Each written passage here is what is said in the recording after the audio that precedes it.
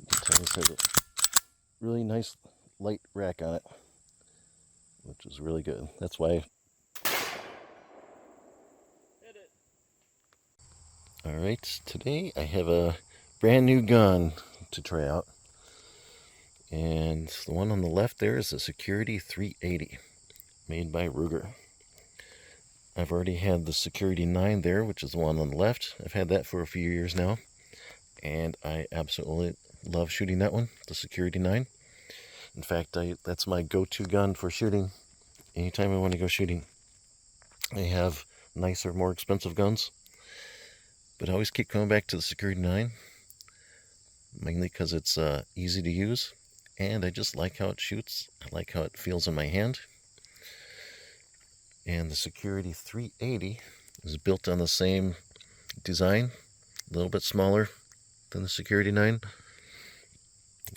but I've been thinking about getting it for quite a while, and for $300, man, you can't beat that. I paid $300 for my Security 9, and I paid about $300 for my Security 380. I had a hard time finding the Security 380 once I decided I was going to buy it. I had to go to 3 different gun stores. None of them had them. And eventually I had to go to Bass Pro Shop, and they happened to have one like an hour away. And they had 5 in inventory. Whereas the other places I'd gone to for my local gun stores, they said that they'd have to order it, and it was on back order, and there was no telling how long it was going to be until they came in. So I grabbed that offer and got it at the gun store at the Bass Pro Shop about an hour from my house. And I'm super excited to try it out. So let's take a look at these and let's compare them side by side. So that's the Security 380, Security 9. And don't worry, I safety checked these before we started the video. You can see that the Security 9 is just about an inch longer than the Security 380.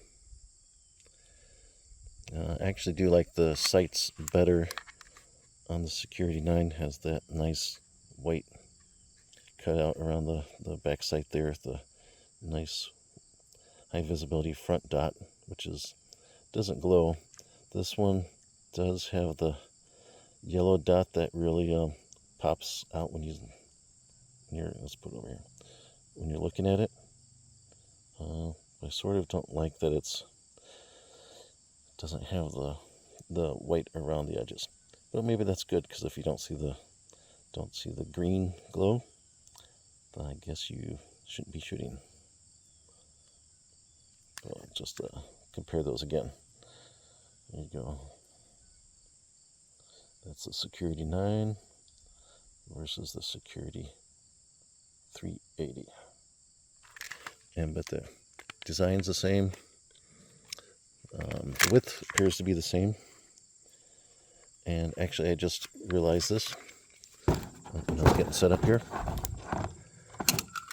is that the magazines, if you happen to have a Security 9, the magazines will fit in each other's gun.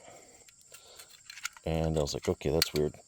So the Security 380 has a tan colored, I guess, follower on the magazine, whereas the Security 9 has a black colored follower on the magazine. I don't know if that's called a follower or not. Don't beat me up on YouTube if it's not. I've never had to call that whatever its name is before. But yeah, this one's tan for the 380. This one's black. And I noticed that, I'm not going to be able to see it here. But on the inside, yeah, you can see a little bit. This has a little bit of a block here that would keep you from loading it with the 9mm ammo. Whereas you could definitely put 380 ammo in the 9mm. But you could accidentally, I suppose you could accidentally stick your magazine full of 9mm. This is a 9mm magazine here. Look at that. It fits in my 380. Now that would be bad. I will not be demoing that. And so when I go to shoot, I'm going to put the 9mm ammo away. I'm going to put the 9mm away and keep the 9mm ammo separate from my 380 ammo, because that really kind of scares me. And here's the 380 magazine. Oh, that's not full size, but you get the picture. Probably if I took this thing off on the bottom, I'm sure it'd probably fit in there all the way up. So I guess my 380 is a little bit too short to go into my 9mm. So I guess that's good from that standpoint. But the thing that's bad is that I can, even though in this case it sticks out a little bit, but if I had one of those blocks like that in the bottom of it and I wasn't paying attention, I could definitely put 9mm ammo into my 380, and that would probably be the start of a bad day for me. So I will not be doing that. Well, enough talking.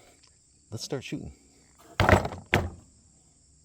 So here is a quick look at the magazine with it being full, and you can see here that the ammo has a little bit of a gap there at the back end of it.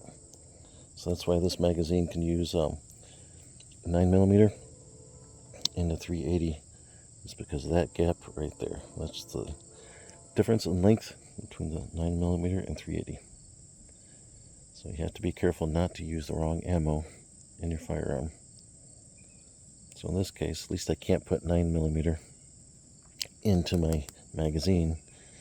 But like I said before, I could probably put 9mm into the 9mm magazine and put that into my gun. I'm not going to do that. Maybe it would jam because maybe the bullet would be too long on the 9mm to go inside the chamber. So maybe it would actually jam at that point. I'm not going to try that out.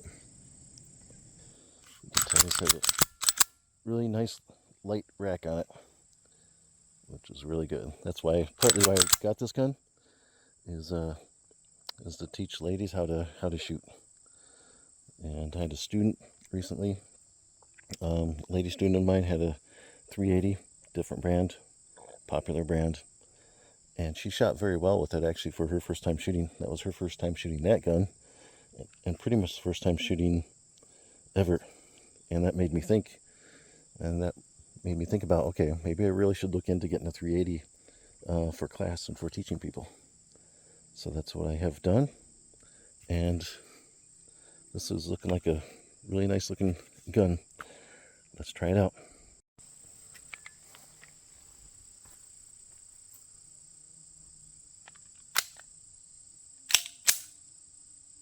Nice and smooth.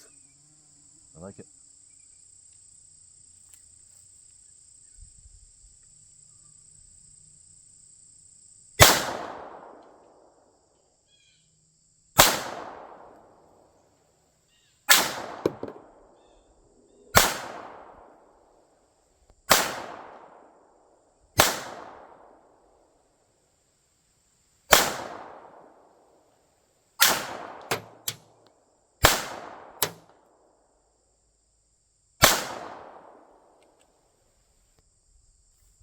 Yeah, it shoots really smooth.